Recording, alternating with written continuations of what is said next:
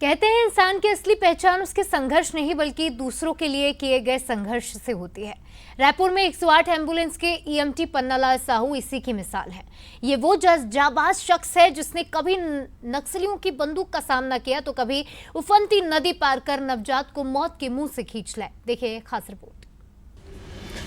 Raipur railway station gate number 2 शुक्रवार की रात और दर्द से तड़पती एक गर्भवती महिला। गरियाबंद की रहने वाली रुक्मणी मांझी प्रसव पीड़ा से तड़प रही थी। हालात ऐसे हैं कि हर मिनट भारी पड़ रहा था। सूचना मिलते ही 108 एम्बुलेंस की टीम मौके पर पहुंची।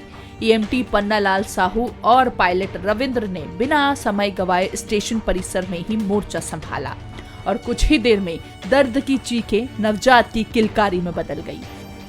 पन्नालाल साहू के लिए ये कोई पहली चुनौती नहीं थी। बालोद के रहने वाले पन्नालाल का अपना जीवन संघर्षों से भर रहा है।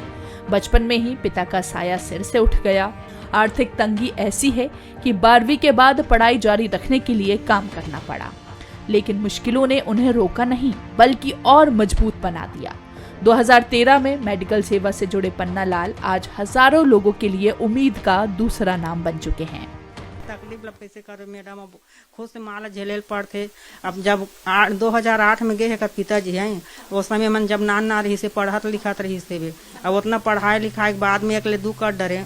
अब एक ले दू करे के बाद में अपन पैर में खड़ा हुई ना तो मोल बहुत खुशी लगी। चल अब मैं पढ़ाई लिखा होते कर कुछ मेहनत तो मोल मिला थे इसे। 2013 से 2018 तक महतारी एक्सप्रेस में तैनाती के दौरान उन्होंने वो हालात देखे जहां लोग जाने से भी डरते हैं। एक बार तो नक्सलियों ने उन्हें बंधक तक बना लिया, लेकिन जब उन्हें पता चला कि ये शख्स अपनी जान जोखिम में डालकर गांव वालों की सेवा करता है तो उन्होंने पन्नालाल को रिहा कर दिया। नक्सली लगभग 10 बार मेरे को उठा के ले गए थे, लेकिन हमें मन में तो डर हमेशा लगा रहता था कि कुछ कर ना दे करके, लेकिन भगवान की कृपा है और मेरी माँ का आशीर्वाद है कि वो कुछ नहीं किया।